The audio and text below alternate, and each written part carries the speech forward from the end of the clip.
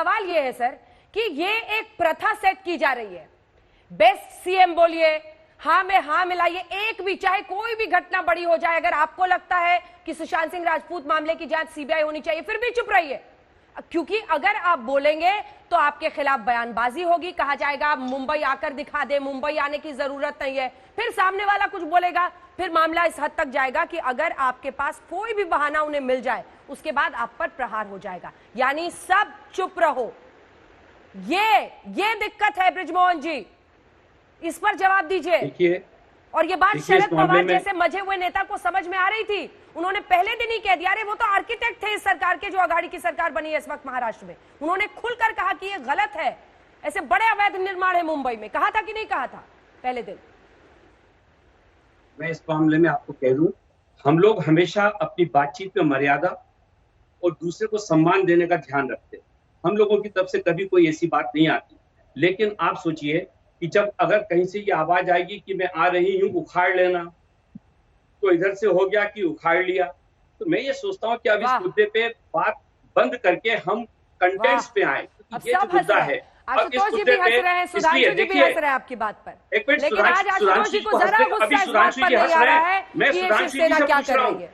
मैं तो दंग हूं आशुतोष जी, मैं सुधांशु जी से पूछ रहा हूँ, सुधांशु जी रुकिए, आ रही हूँ सर, अभी तो बृजमोहन जी बोल ले। बृजमोहन जी, उखाड़ लिया लिखेगी एक सरकार, एक चुनी हुई सरकार अपनी पार्टी के मुखपत्र के जरिए लिखेगी उखाड़ लिया, बदले की भावना से स्टेट काम करेगा एक सिटीजन पर, ये क्या बोल रहे हैं अंजना जी, सरकार और एक पेपर में फर्क है, मेहरबानी करके आप इसे समझिए।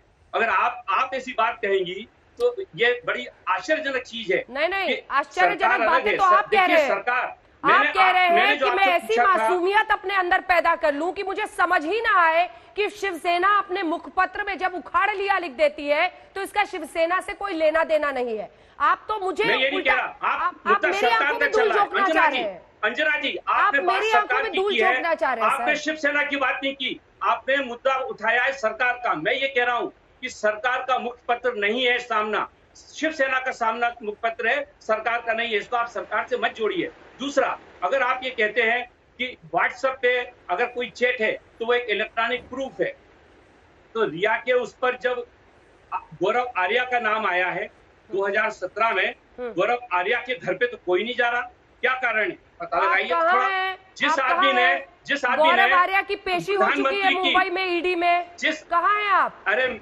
उसके घर पर गोवा में अंजुना बीच पर नोटिस चस्पा हुआ था, वो लाइव मैंने कवर किया है, हमारे सहयोगी वहां गए, ईडी उनसे पूछताछ कर रही है। उसके बाद कहाँ है वो? मैं आपसे पूछा, उसके बाद कहाँ है वो? कहाँ है संदीप सिंह? कहाँ है जिसने प्रधानमंत्री के ऊपर 27 भाषाओं में फिल्म बनाई? कहाँ है वो जो उस दिन बगैर किसी उसके मार्चरी में पहुंच गया था? उसके घर की घंटी बजाने की हिम्मत नहीं हो रही सीबीआई की, उसकी घंटी बजाई है। तीसरी बात मैं कहता हूँ सुधांशु जी, अगर कंगना के पास जानकारी है, कंगना को वाई लेवल की सिक्योरिटी मिलती है, तो सुधांशु जी कंगना को सिक्योरिटी क्यों दी गई? सुधांशु जी जवाब देंगे, एक बार आशुतोष जी से मुझे पूछने दीजिए। हो गया आपकी बात? आप कह रहे हैं कि ईडी सीबीआई उन लोगों को नहीं पकड़ रही, लेकिन जहां हमारी जानकारी है गौरव आर्या को ईडी ने समन करके मुंबई में पूछताछ की है, हम लोगों ने पूरा दिखाया था ये कवरेज। आशुतोष जी, आपको गुस्सा नहीं आ रहा आज? पहले तो आप बहुत दहकते थे, मुझे याद है सर, जब उखाड़ दिया लिख दिया सामना पर, उखाड़ दिया एक महिला एक्ट्रेस पर। आप भी सोचिए, आप भी एक छोटे शहर से आए थे और आपको एहसास होगा कि किसी भी महिला के लिए किसी दूसरे शहर में जाकर काम करना जबरदस्त संघर्ष होता है सर, यह आपको भी एहसास होगा, इनकार मत कीजिएगा इस बात से। अगर पुरुषों का संघर्ष जहां खत्म होता है वहां से महिलाओं का शुरू होता है, अगर अपने बलबूते आपको किसी अजनबी शहर में अपना मकाम बनाना हो, इस बात से आप इनकार नहीं कर सकते। और आज आपको जरा सा गुस्सा नहीं आ रहा? सबसे पहले तो मैं दाऊद इब्राहिम वाले मसले पर एक अपनी टिप्पणी करना चाहता हूं, उसके बाद मैं आपके सवालों के जवाब दूंगा। अभी देवेंद्र फडणवीस ने कहा कि दाऊद इब्राहिम का घर नहीं तोड़ा, उन्होंने शायद एकनाथ खड़से का नाम नहीं सुना, जिनके ऊपर यह आरोप लगा था कि दाऊद इब्राहिम के फोन उनको फोन आते थे और उनको सरकार से बर्खास्त करने का काम देवेंद्र फडणवीस ने किया था। तो जवाब देवेंद्र फडणवीस को, उनकी सरकार को देना चाहिए कि दाऊद इब्राहिम के घर उन्होंने क्यों नहीं तोड़ा, क्या कारण था? इसका जवाब सुधांशु त्रिवेदी भी प्रश्न देश के सामने। फडणवीस के ऊपर यह आरोप लगा था, यह आरोप नहीं लगा था। दूसरी बात, मेरी बात सुन लीजिए, आप बोले थे मैंने बोला नहीं। उसके बाद मध्य प्रदेश के अंदर बीजेपी के एक मीडिया प्रवक्ता को आईएसआई का आरोप लगा था, उनको गिरफ्तार करना पड़ा था। सच्चाई है या सच्चाई नहीं है? तो इस बारे में आपके भी गिरेबान में उतने ही दिक्कतें। मेरा सवाल आपकी सरकार ने क्यों नहीं, मैं उसको जाने नहीं दूंगा। आप मुझे ये बता दीजिए ना आशुतोष जी, छोड़िए जो हो गया वो हो गया, आप क्यों नहीं तोड़ रहे हो? बंगारू लक्ष्मण जो पकड़े गए थे रिश्वत लेते हुए, उनका चेहरा आप सभी को रोक रहे हो। मनीष मल्होत्रा मामले पर बीएमसी की सफाई। मनीष मल्होत्रा के घर काम पूरा हो चुका है। काम पूरा होने की वजह से 7 दिन का नोटिस दिया था। ऐसे ऐसे बहाने करने पड़ रहे हैं। देखिए आप आशुतोष जी, कंगना के घर पर काम चल रहा था, जबकि वो कह रही हैं, उनके वकील ने भी हमें बताया था कि उनके घर पर बहुत महीने पहले काम खत्म हो चुका था। महीनों पहले काम खत्म हो चुका था, पूजा हो चुकी थी, सब कुछ खत्म हो चुका था।